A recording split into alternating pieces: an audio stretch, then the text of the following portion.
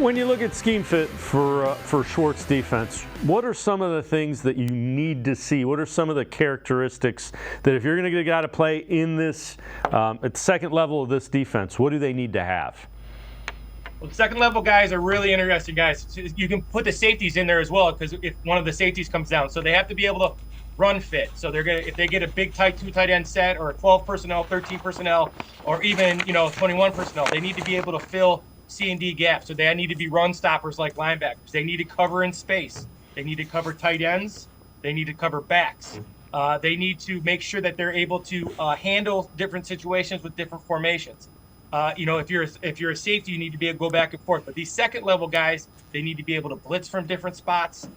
You name it, in a game of football at the second level as a linebacker and a safety, these second level guys have to do it. They have to be incredibly versatile, hybrid guys that can play the run, play the pass, play in coverage, blitz from different spots, take on defenders.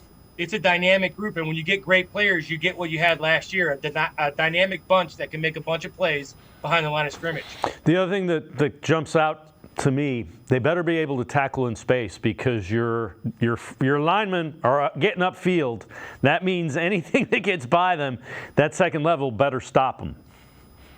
Yeah, and that goes into it too. So there's another responsibility at second level. So you're going to get a lot of times you have to do things. The defensive linemen in this defense are turned free and turned loose, and what that does is it screws up blocking schemes up front. So a lot of times they get to run free, and when you're running free, you have to make tackles. So with the pressure the Browns bring, a lot of offense will get rid of the ball quick or try to set the edge. So these guys have to get there. They have to tackle well. In the few circumstances last year when they didn't do that, you saw them get exposed a little bit. So, they need to create pressure so the secondary can play well. The secondary plays well, if the defensive line plays well. The defensive line plays well, the secondary plays well.